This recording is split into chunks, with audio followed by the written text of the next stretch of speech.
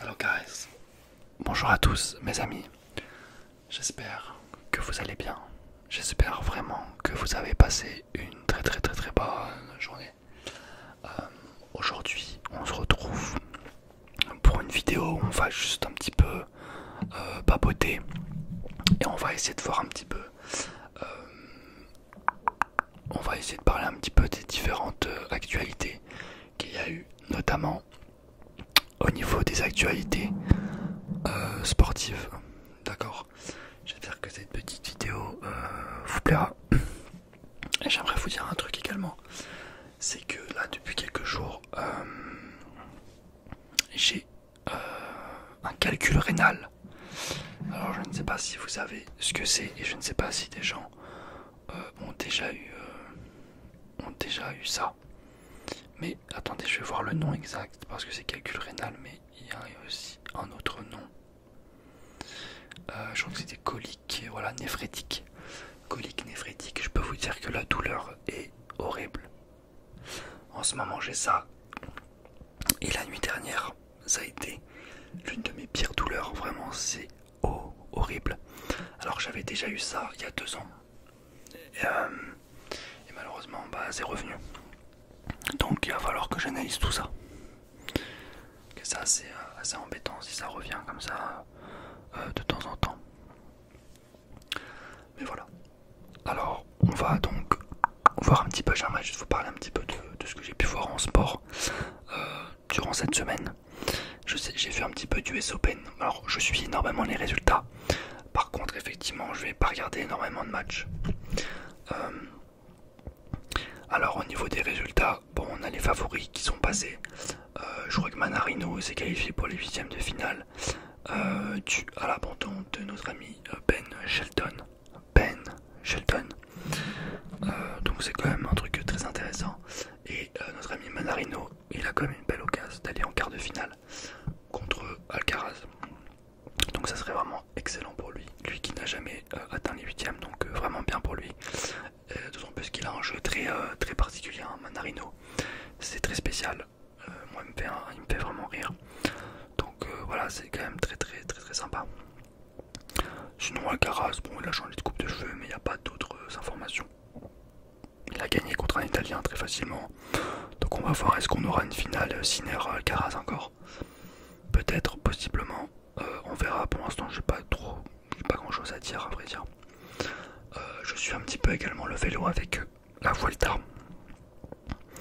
Alors là je vais pas regarder la Vuelta, mais je regarde en tout cas les résultats.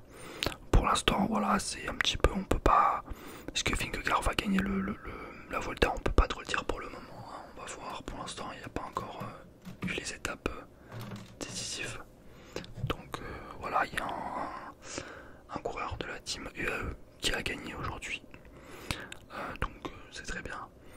Et voilà, on va voir un petit peu ce qui va se passer. Je sais que sur le Tour de l'Avenir, il y a notre ami Texas, le jeune français, qui l'a remporté. Et donc ça c'est très bien. On va voir un petit peu s'il va pouvoir faire de belles choses durant la suite de sa carrière.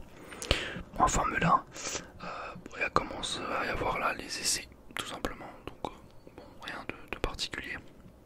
Je regarde en même temps, hein, si j'ai pas loupé Lens-Brest, effectivement, Lens-Brest là, qui vient d'avoir eu lieu avec une victoire 3 de Lens. Ça va faire du bien à Lens, là c'est un gros match qui s'est décidé dans les dernières minutes.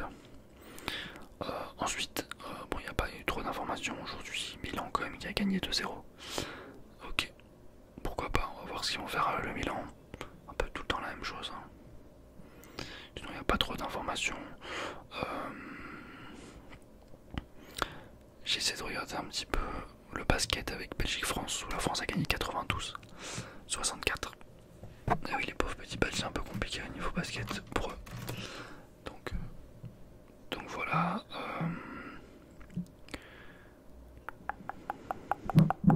C'est juste de voir un petit truc. Demain ça commence avec un Lyon-Marseille. Samedi soir du coup. Dimanche soir. Lyon-Marseille, gros match, hein. On va être devant notre télé. Lyon qui font un très bon début de saison. Donc on va voir un petit peu par rapport à l'OM. L'OM qui essaye de recruter en ce moment des joueurs. a parlé de Ceballos. Mais bon, moi, je l'ai jamais trop. Attendez, parce que ça, j'ai jamais trop cru personnellement à la rumeur Ceballos. C'est même plus qu'une rumeur, hein.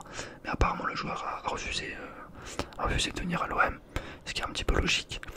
Et du coup, ils essayent d'avoir d'autres noms, des gros noms quand même. Donc, à voir. Attendez, là, ça veut pas rester normal, par exemple. Non, parce qu'en fait, j'ai une ventouse, mais là, la ventouse, elle commence à être vraiment nulle. Je l'ai mis 2 fois la ventouse, mais purée, qu'est-ce qu'elle est nulle. Là, ça va tourner petit à petit. Bon, pourquoi pas, hein, ça fait un petit style, une figure de style, on va dire. Non, qu'est-ce que vous en pensez? Le Paris FC, moi je suis le Paris FC cette saison, j'aime bien. C'est un peu compliqué pour eux. Ils ont fait un recrutement, pour moi, pas assez convaincant. Ils ont recruté Pierre Lesmelou là. Est-ce que ça va suffire? Je sais pas, ils auraient dû injecté un peu plus quand même, je trouve. Mais bon, ce qui est bien, c'est que bon, lors de la prochaine trêve internationale, bon, ils vont pouvoir recruter.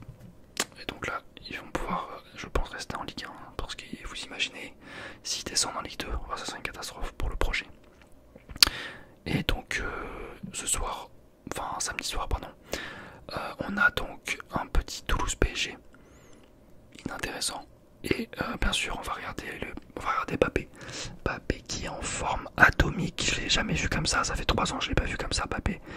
Il a retrouvé toute son agilité, toute son explosivité.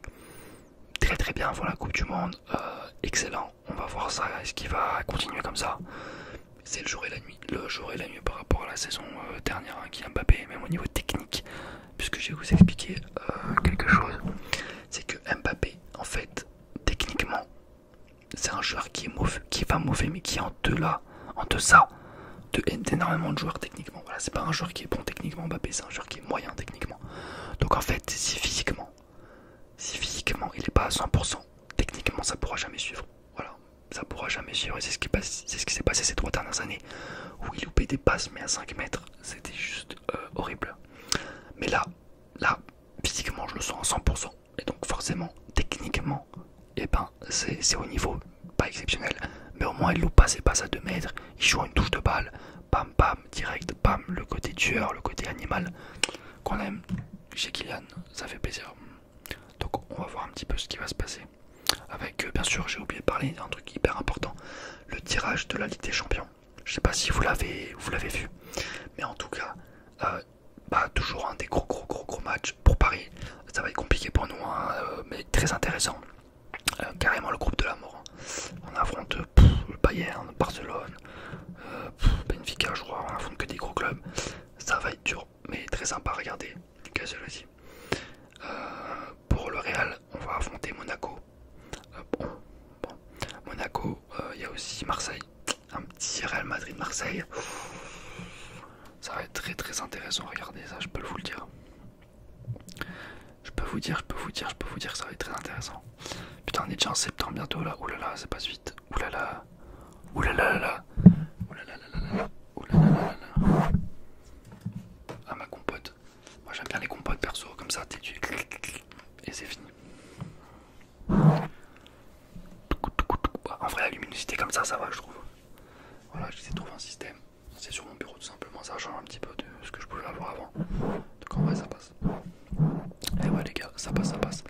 Ah oui, on a la qualif pour la Coupe du Monde là la semaine prochaine. Avec la France qui va affronter Ukraine-France.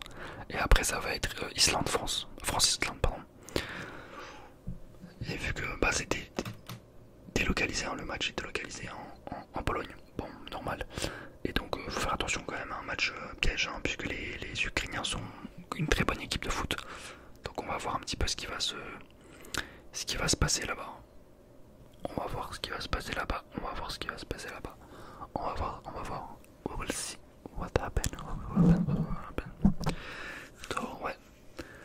Mais là par contre, ça commence à me faire piège. Ça va pas rester droit.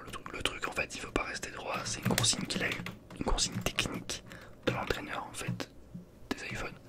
Ça veut pas rester droit. Bah, si tu restes pas droit en fait, ça va être compliqué. Reste droit, regarde, on est bien. Pas besoin d'essayer de partir à gauche ou partir à droite. Non. Alors est-ce que j'ai tout dit? Au niveau des informations? Je pense qu'on va rester plus sur les informations sportives, puisque après les informations générales, généralif, ça se dit beaucoup généralif. dernières informations plutôt. Attendez, on va voir ce qui se passe. Putain, il y a des vidéos, on va être peur. Bon. Alors, désolé, la vidéo va être assez courte.